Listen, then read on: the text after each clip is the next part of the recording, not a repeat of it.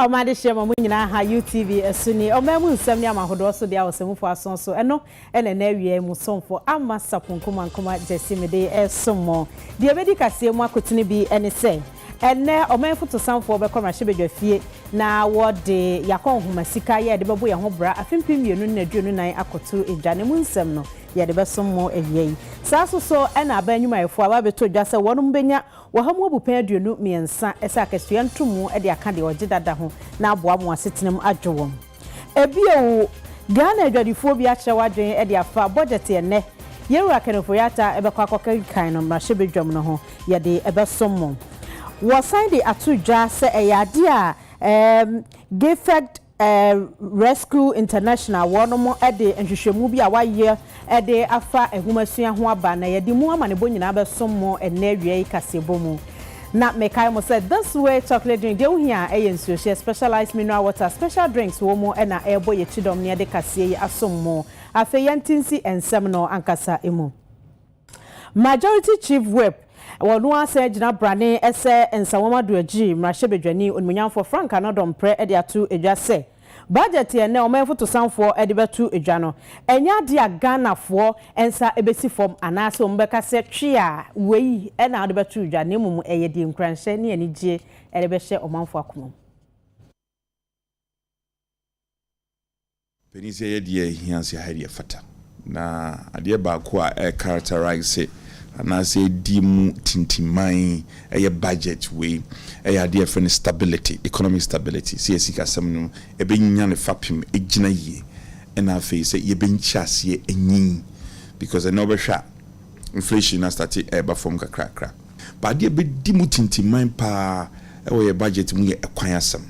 we kwan fi wa IPEP project binimu a abandoning sa kan onwie be hwe se ye wie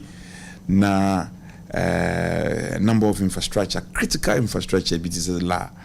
general hospital, the abab, no some abaye we are buying a dedicated scout by beginning safe. A cosumbo spillage, dam spillage, Jesus, our coyer, Penibas, idea free, as Roberti by a woman by Rabacasia, Beshe, not quine. In himself, and she share Koso through the Ministry of Agrek. Some sikapudu where you say be a settlement but ne fapim kese be kwan asam bon say fee next week ko bo hu say free esu jamambasi ko Zabela from A to Z all constituencies across the country kwan wo draw contractors wo do nyina be tiesim aboa and as a project back rural telephony ko Ghana for na nyina to apete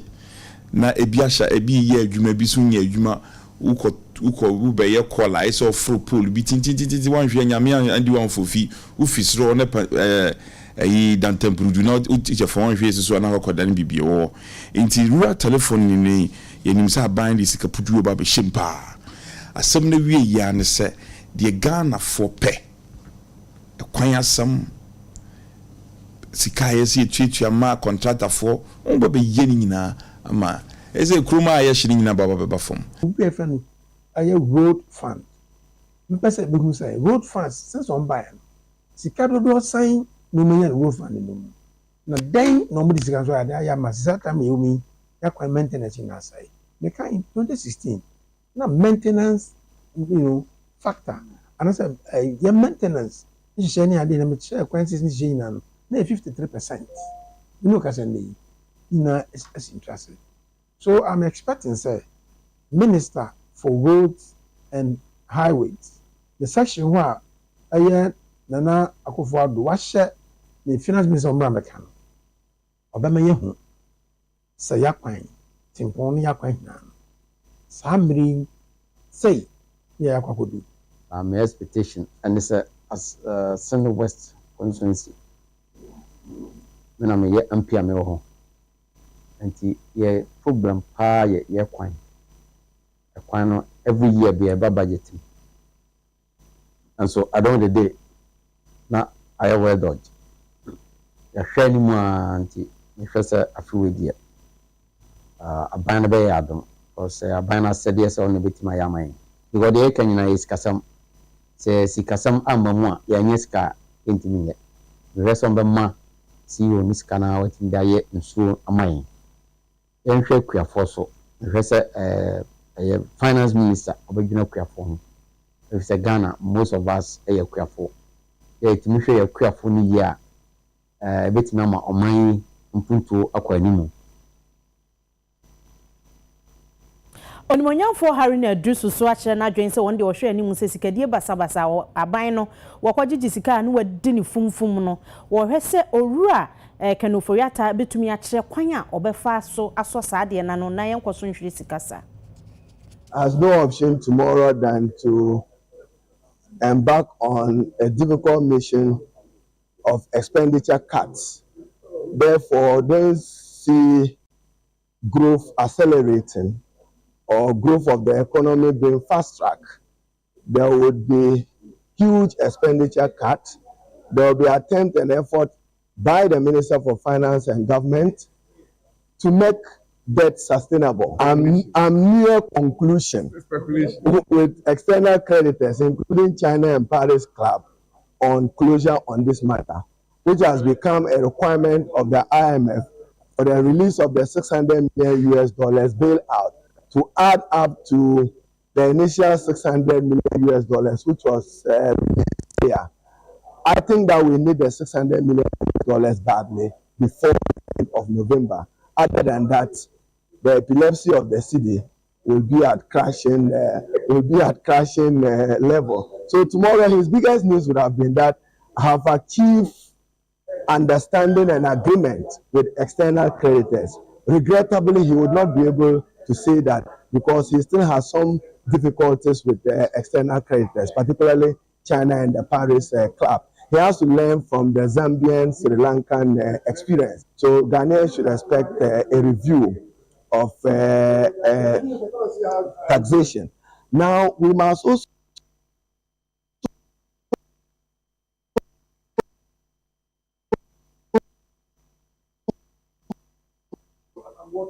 as a country, all of us, including those of us in the NDC, must begin looking for answers as to how to deal with the continuous depreciation of the city. We need to work to expand exports. We need to work to preserve foreign exchange in this country. Many of you have not looked at the mathematics. I mean, if you took $3 million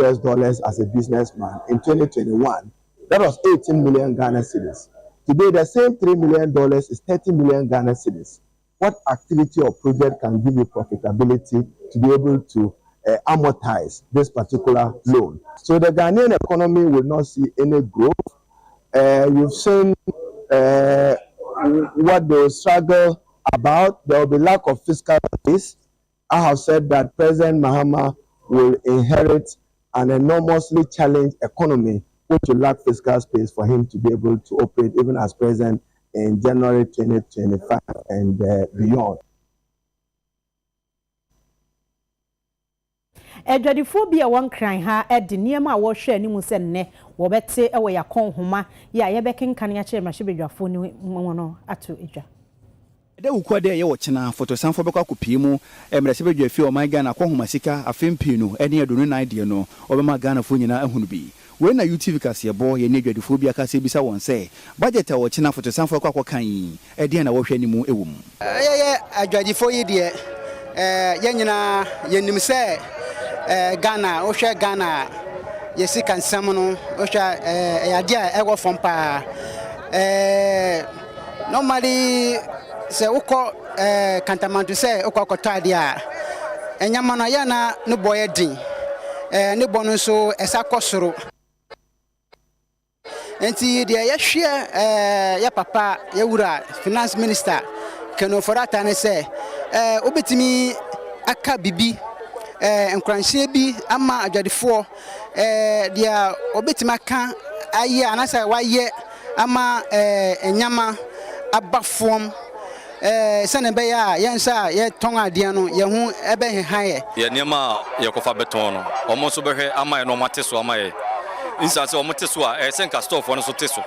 na ye ne ye kofa beton no enso yetime ama niema na bafom I say Ghana hana emranhye da anye de enya adwuma omo nti tax ni so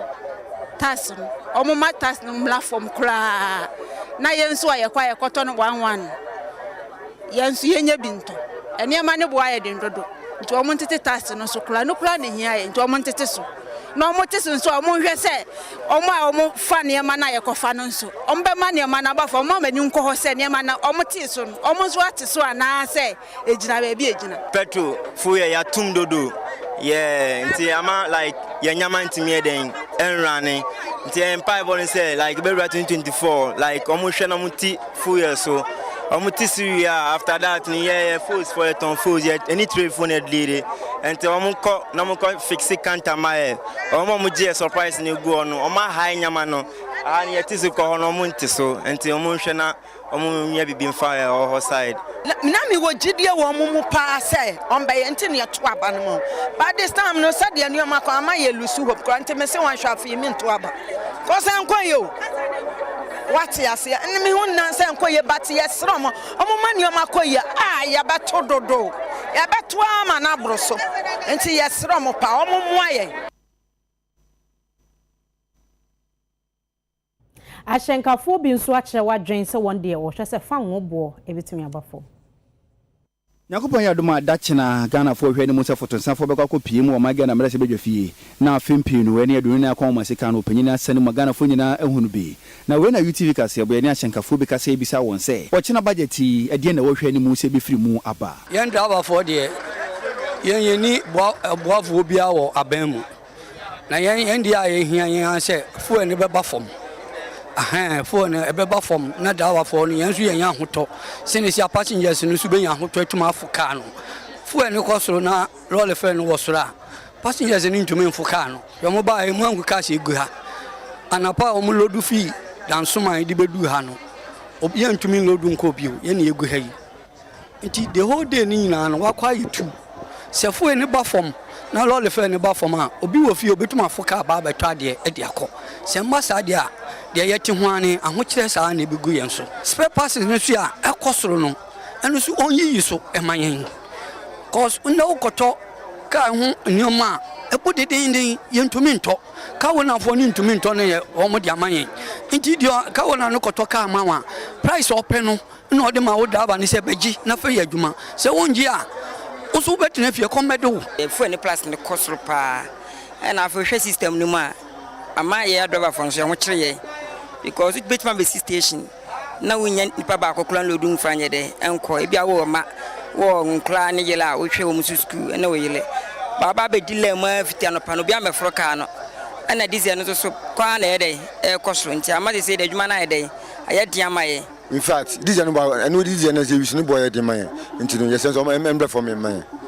why dizia no e kasia no ye beso nye passengers no ede emma atase eduanu aye to nya nya papa se no board ekoto dia ekwa na ekoto let sa yimi ya nti no hwe man ya kwan nga ya kolebu era ne kolebu ma probi kwanzo ya kwanzo nye tutu ya kolebu so akoye the major hospital ayi nti ya kwan de ha ya pa to mo bone na o misese kwan no ever my driver phones de kaka yan so pese expect from budget ni say if I spare parts ne bo no ayedin na fuel no so the expect say nka obi obetimi na fuel price no ayedin aba from so de be ya ayedin e be affect spare part no so na nka bo na ayedin aba from na yo so yetimi de wan kakra ye kwa homane so na ye ne nua be ma William Gentu akodi enkomo o mrahye bedwafiem ye kwone akohwe se aso budget ne kenkan no ye ro kenoforiata wafiti ase ye wabedu sei na ehote no ntwamfo ni nchen Willie ma hi hello ama mejoso na apomu ti sei o nyadom na wonso nyame adom yeso ye ho ye wakoduru mrahye bedwam hote sei ye ro kenoforiata wabedu wafi yakon homasika no wafi ase echechem se na hote twaye foni ama tina ubita ya no se kenoforiata nya bedu mrahye bedwam ana na tempera me no kasi dia dia na kan se onya embedu ye so abedru and one of the offices our mrahye bedwam hamu bia de dimu dia and on the floor of parliament and at the chambers no honorable kenoforiata enya embedu hamu na tina ye na ye no ne ye hwe ni mu se skatem entutu ye no a ona betu enimu ake ba besi ni senior skatem na tie ka we chat wo se ntedi ma e wo Ghana ho no oga betu ja na Bashir Ponso Bobo, Nayashe, the Bashir for Etimono, or Magic Atumo, the end is of Mitumono, or Bobo, no matter said that we did India, the Magic Atumo, and that expectation, and the Asian was there, and that Kenofurata, and okay, at about 10 a.m. And like a parliament, the Asian News Convention is in but the budget statement, the future at the Mayan. And so, maybe I know that a born on the new apart. Yes, we say, Kenofurata,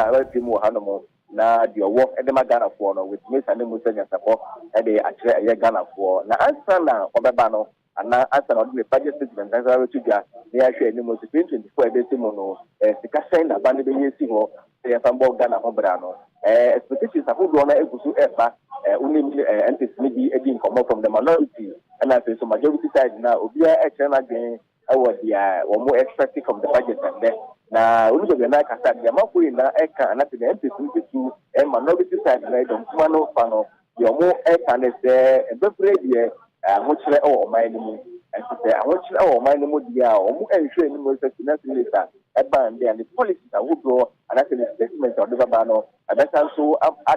the more hardship to the already hardship, Ghana 4 year Komono. And so, more training with the policy of the Gangano, a bit more policy that they kind tax on financing everything actually most tax I would want with the years and I think they also air then with the Abu Mukra, till I Ghana for me or Mukra. And the minority in Asia with the taxes I would go, I would put the services so yeah, and finance and me patch out me Babu Kakra, Nami Bisa say, Yera Kenoforiata, Yanti, yes, and non dria, about to me no my beer, and penny for you must say be and send for Minister Fresh BBS in the Quine, Monty Bibiasa. That community and my I expected the beginners in the Quine. There is a moon and a so at the home by Silver and that's so as your Mapunja, and some job for you and said Yakunja, finance minister or ever back. And then today, the young and the so bit never, and also in by you are rich move sort of back. Now, policies I would do I offer with American move at Ghana for. Yeah, but that's a papa, Yenu Bema, William gained to a man bought a free Mashabi Jamu, let's say, Yera Kenoforiata, Unyamedri, and Ghana Congress, mood into the bar no atrobas Yanante. Yeah, now and now the Chansoma Esono, a Jacob Natin and Sieno, when you're named the 4 or Bernard and MPSC, on when you're for Alexander Kwesiakwa and Nana Ya Jantua. Womo ebetna se ene ne twetwe nkomo won so kire wadwen edifa yen budget yi ehun asam na me pesa me dwuga na wadwen si so ne se page se bien pe and I say ye pe pen ne paper ne kire ho nsem income and expenditure okay e me ape afi etwam ni income onya ahe ni projection nsa kan ahe eno di mo ahe na mfaso ahe milenye film na aban betena so tie Ghana yenim se na abaye aban benya ni income taxes and levies we am fi wa yen major export commodities niam e de kwa ma no koton taxes de ebinum so aban ni taxes ni bi mfi ho na niam hu se obesan de bi aka ho because of IMF ko I do person making sure the bureau ba esi ukwanso ne say wunya sika hin na hin na wudi di say wo nya wudi ne so a o be expect say we da say o be tell nya wudi ne so ana ba ma nya wunya no akosoro na mpebe yegina yin enya da ne ayedin ye betini atew so the taxes no na say akosoro say ye hwe aban sika dodo obagie eni sika obedie ewo man ni mu na wo de ahwe oman no de bo oman no ho bra eye schools ayehia eye hospitals ayehia eye akwan ayehia ene ko parliament MP biara tituni ndc for kra so akwan enso on record no akwan ayaye awa ya ban mu in 7 years no aban bia nya ebida on record aban bia nya ebida etinka yenya the past successive government eye akwan hudo bebrea enkene eka ye boni etimi embosa aka no ewa kwa eduntu ye hia se ye betimi enya budgeta ebeboa na yenya nkofo be contribute to the kitty na enyema pa aban ni desi na niso no 2024 budget government to raise 11 billion new taxes wo pepem sese aba ne ho achi no hia sika but you see eja eham sese ne Ghana ne state na failure we are in a failed state because the budget no kura because in some of muke Kenya ade enisa ge ma omo kwan no be kan budget then say yes sir enye saying because them there no ma ye the last budget omo be kan e dey be no ma ye wo because you see you can't take us for granted about west keke no ajaye you cannot do that so be you start akusin almost had been collect the youth di agro I no ma bo youth you nya adwuma nye the last budget you be kan see you start na akusin adwuma Yemoshi ni enko omampanyi akache na dan kwakufu ado abompaye ehira ye Integrated Aluminium Development Corporation wonom anyone partners Rockshore International abaso ese wonom akonkodin waginamu atunyina ni bauxite ama sesei wodi ofedi kan ba wiye na womu ekotu de toso mienu wasrese nyamenyina wo chijinapa na wontuminye adwuma no famwa Ghana. I think it's worth noting that the first two projects today, Giadec is working with Ghanaian companies, and as such, the import of or the attempt to ensure that Ghanaians participate very fully in what we're doing has already been achieved to a large extent. So Project 1, Project 2 being driven by OPCL and Rockshore International respectively in partnership with Giadec. Project 3, of course, we'll be partnering with a foreign company, and that announcement is going to be coming before the end of this year. So that will be a big announcement, given that that's a fully integrated project that achieves the mining, refining within the context of one project. We've talked about Project 4 and what we're doing in that regard. So today is all about Project 2, and this is the signing ceremony and announcement of Rockshore International as the partner for Giadec. We've since been working with Rockshore on the development mainly of the MRE report.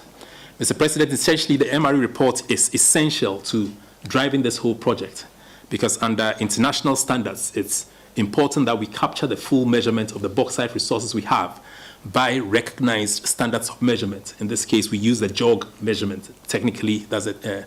measurement that we used. The work was carried out mainly through 2022, was largely completed. It's also worth noting that the drilling was also done by a Ghanaian company. So significant Ghanaian experience has led the development of this MRE report. The conclusion of it requiring a competent person analysis was done in partnership with a firm in Australia. And the report has now been fully completed, fully signed up, reviewed by Rockshore, reviewed by Giadec, and already been presented to the Giadec board. This is good news. It's good news. To congratulate all of you involved in this very important step for the country that is being taken. You know our role is to provide you the maximum support that you need to make sure that this whole thing becomes a reality.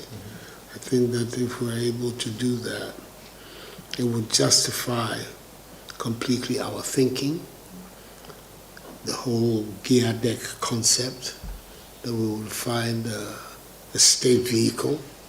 that will bring together all the bauxite resources of the country under one. I'm always reluctant to use the word umbrella. One canopy or roof. Under one roof. And therefore strengthen the hand of that entity to enter into these various transactions and things.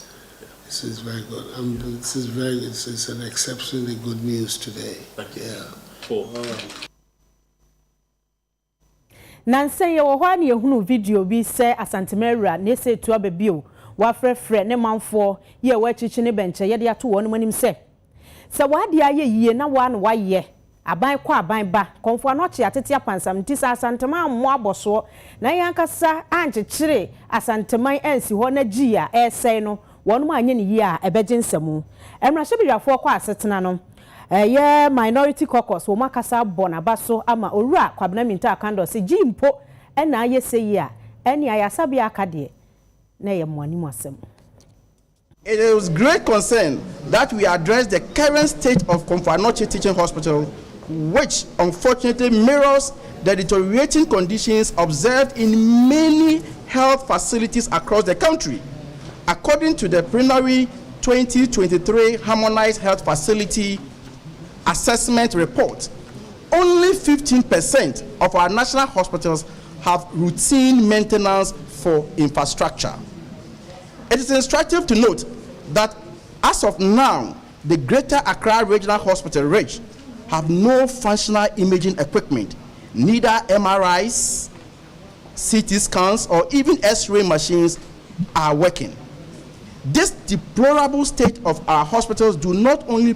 jeopardizes the health and well-being of our citizens, but also undermines the credibility of our healthcare system. The minority is, however, not surprised by the Otumfo's initiative, considering the fact that 5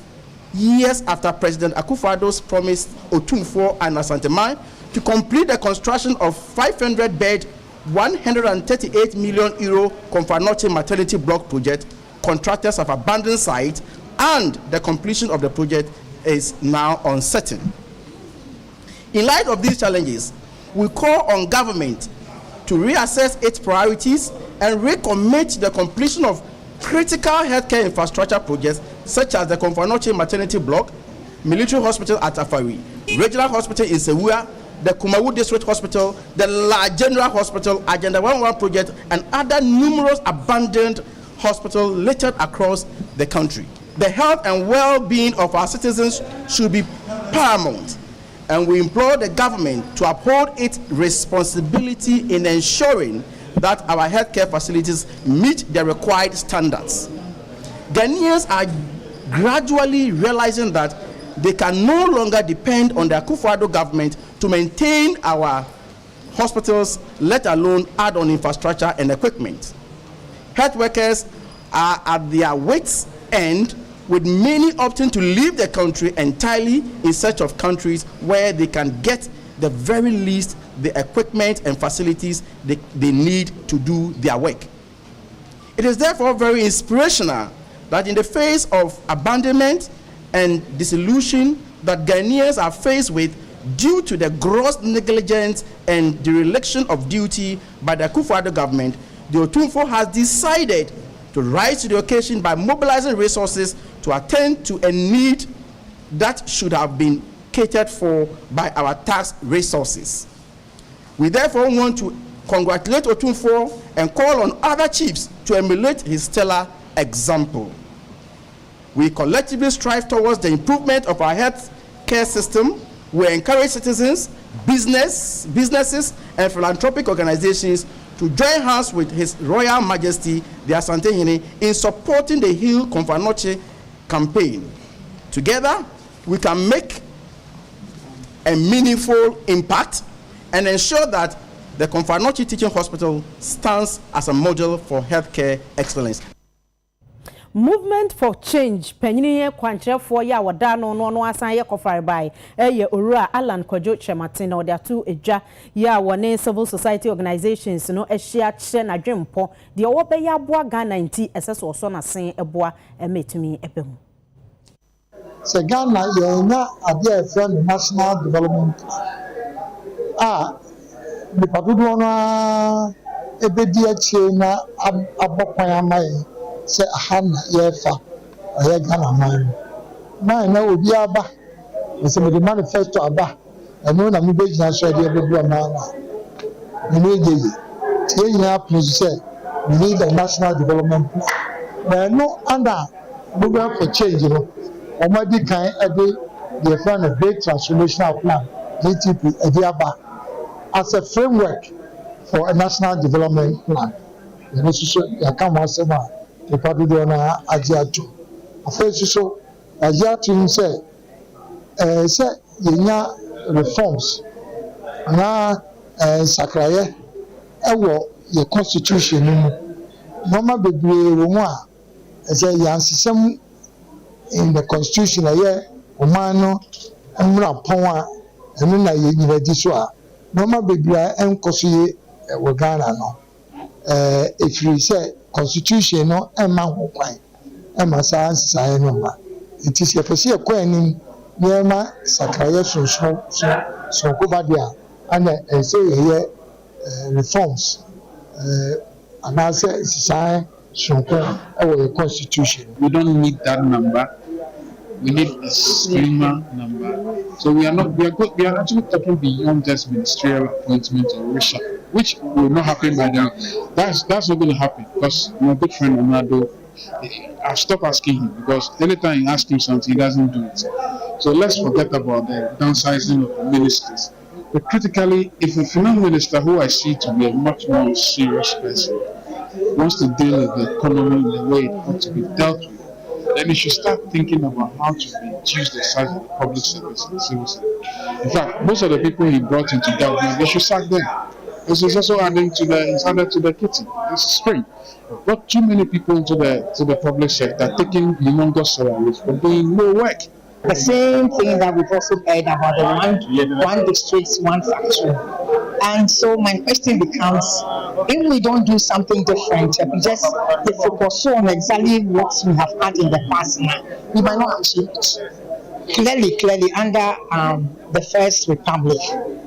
a lot was achieved. Almost 400 factories were done. And it was not about mismanagement. It was truncated based on land by the colonial invaders to ensure the country does not move forward. I think it's about time that leaders of this country realize that when something works, it must be repeated. General Officer wono na a command Central Command wo Ghana Army Brigadier General Charles Ajamaprempeh dia tu edwase wono de yade a wo Ghana fo nyina rehwemu se wo man yasra adwuma no wo ma ye krado ese ensemonedifo bi am honhom mene so se ye Ghana se ye abonten no obetu won so sa enam se ye de sie di se sa atutu asem ne from sempo sango from ye atuatifo no ebe omemu a oma no ho ntonti no ya hyase tretre nkwara no ya hyase tretre niam a ye ni nyina se be ya ebetimi edisu nkunim enye se bia ebefetu nkuni edi omachi enam tetefu nsem ne ade ade nyina no ya hye mu kina se be ya esi omanmu a ebetima ye ho adwuma enti na ede police yede immigration yede fire service yede NIB yede ambulance service wo nyina aka ho se be ya o meti de ekonase na se sorry na se ekwa kodu sa nkofo so sa o metimi atede ye na se no metimi aboa amedi nkunim free spear uze your command no there a chance to the ASPS na then you say ebe CC enkwara no nya treat no wo na esan say enema e ba nansen no ebe hia they say police immigration ambulance service and omo omekeka ho ni nyina nye no maye adwuma se be betimi aka bom ne timi adi nkunim no ntino se ya no mo beka ye ho a na se ye treat ye ho a eduru me bia ehia se ekwabe adwuma na omka ho a enya ade abe de nkra mayen sa adwuma ye die be hia obia moa en obonifo betra krom na so ya de mfata timamufo no oso mutime boyen na ebo oma no ho bana mane ne timi ayeye de betimi etimi aboma no ho mane mamu mfasa ensem no nsiesie e ba sa na be hu na ka echi ena se bibia so cost na se enyen so a oso mbo ya mane ne timi so atimi so atimi atuso sa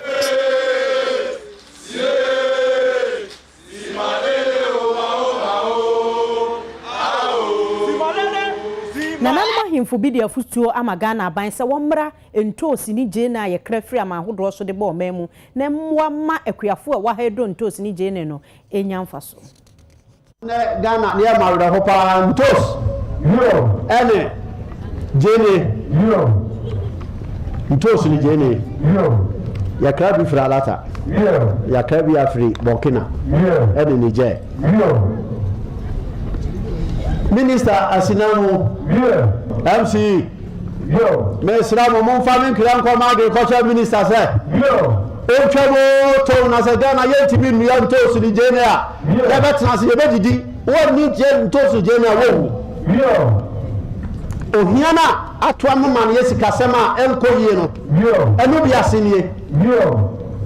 esre se enkuranhye biara a Greek ministry no bɛboa ama yɛkua yɛ atotɔ yie na ntosi ne gyene kɛkɛ yɛbɛdi ne Ghana manum ha yɛnsesa sika ɛnkɔnkɔtɔ no ama no ne bɛtɔ saa na mɔno no naano a kuusi hɔ kakra yi a yɛsɛ yɛnya kwan nkɔ Burkina ne yɛtiam ha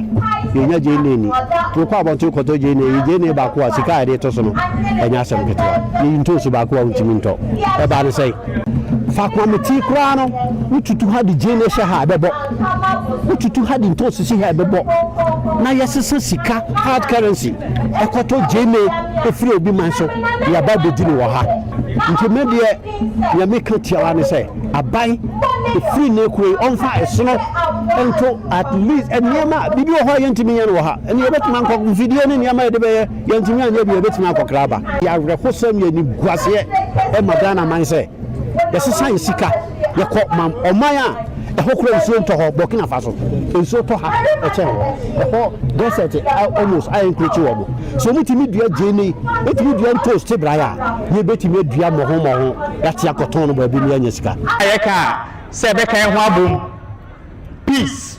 ade baakɔ yɛ na yɛ meyiya paa ne sɛ metemi office na saa curfew instrument no ɛba na miisan a na meakasɛ sɛ mmea me die mmea so bi sɛ signature yi nti bɛsrɛ saa deɛ no ɛwɔ no megye sɛ nkyɛ ɛbɛtumi ayi afiri hɔ sɛ ɛbɛyɛ a me nso koraa me kraa ɛbɛtumi aba me so paa meba yɛi mahu sɛ grigri wɔ ha paa deɛ kyɛ sɛ nana aka nso galamsey nyɛ adeɛ a German South yɛ a yɛadwen sɛ yɛbɛma kwan ama obi ayɛ bi wɔ ha na mmerante a mowɔ ha so no me nua no mohwɛ ne yie moyɛ me nua mo sɛ wokɔyɛ galamsey na Ghana aban ɛkyew na yɛde kɔ kɔɔta a mebɔ bɔkɔ sɛ yɛdi wasɛm na wodifoɔ a yɛde akyɛw paa no ɛyɛ mfeɛ dunum 15 years ɛdi saa deɛ no sɛ obi ka sɛ yɛmfa ho nhyɛm a yɛmmɔ yɛn ho mmɔden sɛ yɛmfa yɛn ho nhyɛm deɛ yɛsrɛ kɛse paa sɛ nana bɛboa yɛ mmabunu nkwalaa awofoɔ bɛwɔ manim biara te ne fie a wɔbɛhu sɛ afenwie mapa ɛwɔ mansinim wanti biara nim haw biara nim wotumi nante kɔ baabiara amra haw biara ɛnto anaa asɛm biara ɛnto menim sɛ afenwie yɛ ade a ɛhia nananom Emma wankasa yi wɔ dwuma wɔ Ghana ha ya Ghana Export Promotion so wasen emu odi dwuma yi de ahyia to adwen kwa obafa so na adwuma a wɔyɛ no obenya mu mfa so Sanshemui United Kingdom Trade Partnership Program and Unauthorized na International Trade Center mpanyinfo nso eka ho bie ene oboa ye manhyemui eba so woni so de hunu ne se ma watima bia nnwuma no onu wonyina bedi ahia na nema bia kwakoye consider de amom wato ato adwenkwampa obefa so de abo na abo no nso ndwumadie atimi akonkan ewo my Ghana emu adwento ato mu no na eba beto dwa sa consider ye wo haw kese pa ede ma nnwuma ye madia no eyi sika panyin kwankyere for da Unauthorized bekuna no Nelson Amo ekasa ye o kire nsemu sei International Trade Center ITC ani Unauthorized na ye Midday dwumadie so esi ye nan so na ye botae pa ne sem eye emma on dwumadie omo pese omo peja emma ne ko anim no ekwan ba no befa so anya sika no se dwumadie emma ye dikan ye discussions chechemu challenges are man from so mo pese omo anya sika from business na ye dikan disa challenges in Hong to the next part of it eye ewiem ho no no eye free B2B matchmaking ti no banks ne ana fund o makonwa ni o table ni to company no ba wabetena say de o ye no wacheche mu na omo so atimi ahwe kombetimi afaso aboa afen so eye funds ne banks on omo na so benya sima hakra no mo so omo bekasa omo product omo for SMEs any women led SMEs no ombecheche mu na obi ehu kwan befaso no mo santo atimi aka sa wo mo ani bi enu akire no empenfo bi yedida nwuma no ye mman so ebi no UTV kasebo kasai won so onsu ahunu no wafutuo no wode ma foforo sei me hu sei mennuanom ba ne pi tsem ye ade pa ye ni abrese dwuma ne ye na ya problem ne sei ye package ni ade no ye ngonso Ghana ye ni bi wo hanti ye ye krafi amone ne eba nteba esa na ubewie na onyema ne bo aye din enti hu sei ye de kokrom ko sei ye pese ye ko export market ye pese ye hwe market say outside Ghana after ya be but you say you quite be a nyama no boy because I'm maka no omo just omo sikasem omo production no enyema boy for chance na e wo Ghana hanum tesa na ma enyema no ne boy din already entimi nye den entimi compete enti sa ne pakọ no obeto on share dan toy den ko den ne boy din aho enti ese ye hwe sanyema ne be ya enyema no yebetimi aye ne yie na ebo no so ebe den ebe ba fom gepa say no ono le dwuma ye ne say omemo obe expose you to the international market and also obey kwan somehow say okay ya mo ye e bi wa hanti fa bi wa hanti ye e yin to ko na ko kire wo product no na obi ehu ade a wo so wo ye and so ade impunto beba me nyama na me to mo mpun say mpamucho mo nyeska bia mo mfa nwie anything apart from business na amuriska no ye dia mo so mo mfa nwie no no ye ehu hia pa adehia wonum wo waja wo enkran ha kyerɛ sɛ de hu aka wonum sanse na no kwasi ada sɛ de asase keka ne ho kakra wo so ye kɔ miamie mo nko a munya ne mpire no enti woda onda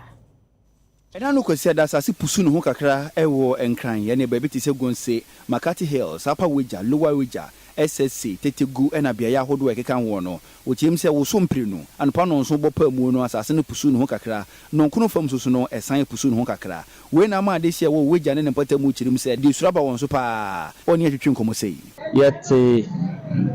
be mimi area ho de anya hwe wo ho be na me bisa se anti omo ye research na de ade nti omo hu se bibisa beba ombe boy enka ye se ebia obia nda no ho so na ebia bibisa e ba na e ho de otatwa mu ho papa we see akra me ka se Midday say akrake so was the last time bia ba na krake nine se mpanifo etumi emayen chechire bi efa sade no de de ba ni sani ebeya eba entumi nya impact wo nipa no so na encreate tension efi na no kwasi da ba besi ne nadmo mpanifo bom pempe ewo wagya ene ne pata mu hwa hunu asase wo so ye no amfa nsusuanso bi ano odin amma adehye no so a wo se gina so no de kasa kyere ne afutu ama adehye no kwampa obefa so a obebo won ho ne wagya pade ho eban de yesra manfo ne se ehu bi enim saa se ebia ebubu dan ana se ayese yakọ menemi staff we na yakọ rounds efi ye no da bepem nde ye na emu bi yenti se atorenchen bi asi na mo yese nyagopon so se bibiala nsi na emo no yanso ye ne de radical for edins ensawoso ye bompa ye se earthquake ember na emo no wo dem na wo fi na bibi se asi a wo dem ma se o ra se wo ba abonten se o te se bibi gigimi na atorenchen be kase ye ba se o hide o table ase that's education now so table no na emo no o free edem na ba outside a udim de be si ewo animo nti de ye ka kire omamu mba bia o tie mi se ochina na de kire ana mri biala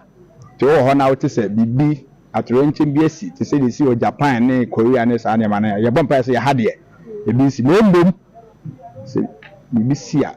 o ha mpie emanimu ora Emmanuel Adubu ahe odi ne dwuma edema nadmo wadwuma eko no ne kasa mi na wo chirim se amanfo tu anwa wo wegya mpatam ho no pa na enye ebetima nam so masase wo so no abato ato aso ntade hye ne hwe na wontwe ho emfamfiri ho geological survey pinfo chirim se asase epusu no ho no o de to nsanie ni a na ejino ha munchichemu miensa chiri ponsia 3.6 na chese emu oduyi pa enti obehwe hu ni se asase nipa bi nam se bo kwa sutuo no obebra safo ni nyina anyetuo ni de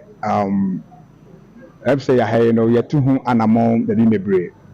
na the heavier air say 3.6 anodin kakra